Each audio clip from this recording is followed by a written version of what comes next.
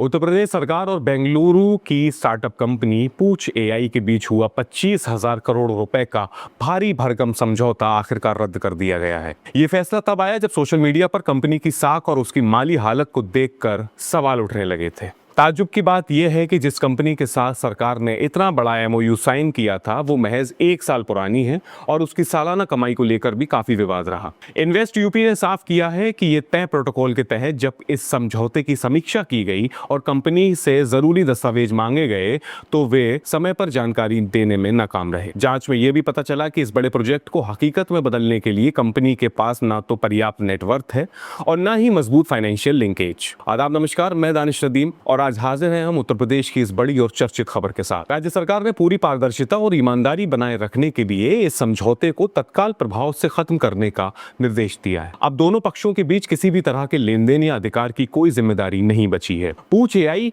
एक ऐसा प्लेटफॉर्म है जो मुख्य रूप से व्हाट्सएप बिजनेस एपीआई के जरिए काम करता है और कंपनी का दावा था कि इसके जरिए लोग बिना किसी ऐप के फोटो वीडियो बनवा सकते हैं और अपनी समस्याओं का हल पा सकते हैं। हालांकि असलियत में इसके नतीजे पर सवाल उठते रहे हैं। सरकार की मंशा इस प्रोजेक्ट के जरिए लखनऊ, वाराणसी, प्रयागराज, कानपुर और नोएडा जैसे 5 अहम शहरों को एआई सिटी के रूप में विकसित करने की थी, जहां डेटा सेंटर, एआई पार्क और यूनिवर्सिटीज बनाई जानी थी। मगर व्हाट्सएप चैटबॉट तक सीमित एक छोटी कंपनी को इतना बड़ा जिम्मा सौंपना सरकार को मुनासिब नहीं लगा। इस पूरे मामले पर जब आलोचनाएं तेज हुई तो खुद मुख्यमंत्री योगी आदित्यनाथ ने स्थिति साफ की थी। उन्होंने स्पष्ट किया था कि एमओयू साइन करना सिर्फ एक शुरुआती कदम होता है और ये सरकार पर कानूनी रूप से बाध्यकारी नहीं है। उन्होंने भरोसा दिलाया था कि किसी भी निवेशक को सरकारी लाइसेंस तभी दिया जाता है जब उसका बारीकी से मूल्यांकन यानी इवैल्यूएशन कर लिया जाए। मुख्यमंत्री का कहना था कि अगर कोई भी कंपनी जांच के मानकों पर खरी नहीं उतरती है तो उसका समझौता